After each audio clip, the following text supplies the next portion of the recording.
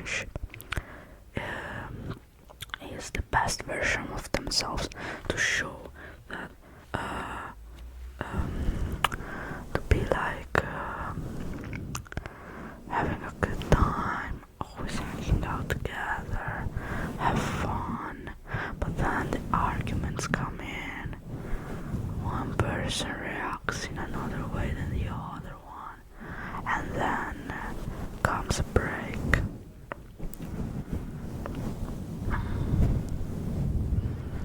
If you think that you actually knew the person that you were with, you actually don't. I'm sorry to say this to you, but you actually don't. You can know someone if you see them, how you actually they behave every day, how they react to arguments, not only compliments, because everyone can be nice when receiving compliments, right, and everything is fine. But when the struggles come in, you see how much a person can and also wants, mostly wants, to fight for you. There are some things that you cannot actually fight for, like cheating, or like, I don't know, not taking care of you, betray you in some ways, okay? But if you sit there, talk to each other, and actually find a way that you can actually do 50% of effort, you can actually grow together. And I think that the small fights are nothing compared to the big ones, but they show you a small brief of how the person that you are with actually behaves, how he or she reacts to you. I'm sorry, but I don't agree with cheating at all, because one of the main traits that I think it's should be in a relationship is respect. It's okay if sometimes the other person doesn't respect you, but probably it's because they're not used to seeing respect in this way. But after you make them understand and they actually do it, it's fine. Cheating is just an excuse to be, of you are getting tired of me and you need someone else to fulfill this emptiness that you actually have. I didn't create it, but you actually have it, so we're not okay to be together. We cannot match, okay? And if they ever try to explain or even justify cheat, just change person, girl. It's not the right person at all, and is trying to manipulate you.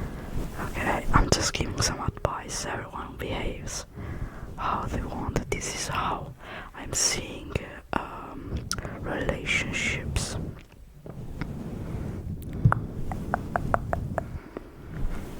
I was never like a one-night stand person. I tried one time and I didn't like it at all, for example. And if you're young, it's fine. But even if you're old, I don't judge at all. It's just what I like, okay? But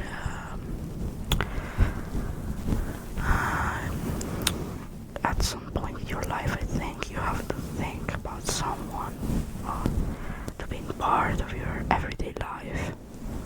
And at first it's okay if they don't completely match it, a little bit of craziness, a little bit of different spice up the couple. But you have to find the right mix for it and give to the other one the right time to have their hobbies and let them live, not control them. But at first, it's nice to have a lot of time together, new thing, exploring yourself and the other one, seeing how you actually react to love and things like that. But be aware that manipulators exist, that love bombing exists.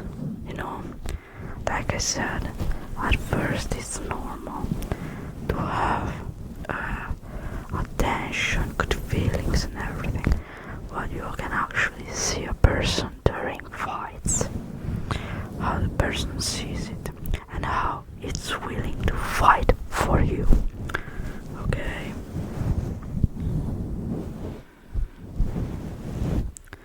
So now you are going through a breakup phase, and the only thing to do is take care of yourself. Now it's only you. Go have fun with your friends, drink some wine, cry how much you need to, and then you can start living again your life.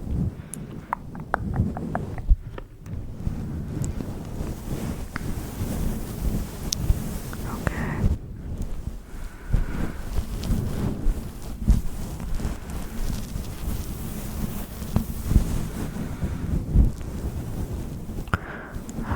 Go out a lot, see new things, get busy, but also think about it.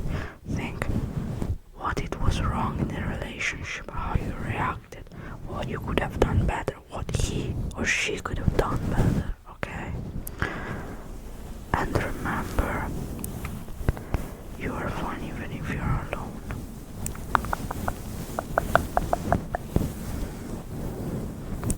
There are plenty of fish, as you know, in the sea. A lot of them are wrong, but there will be one who will treat you like you deserve. Okay?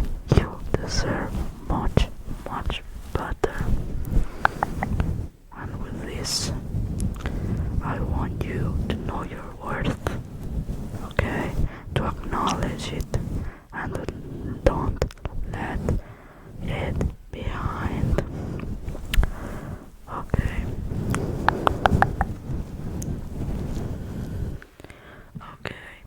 Now I wish you a good sleep. I hope this conversation helped you a little bit. Okay.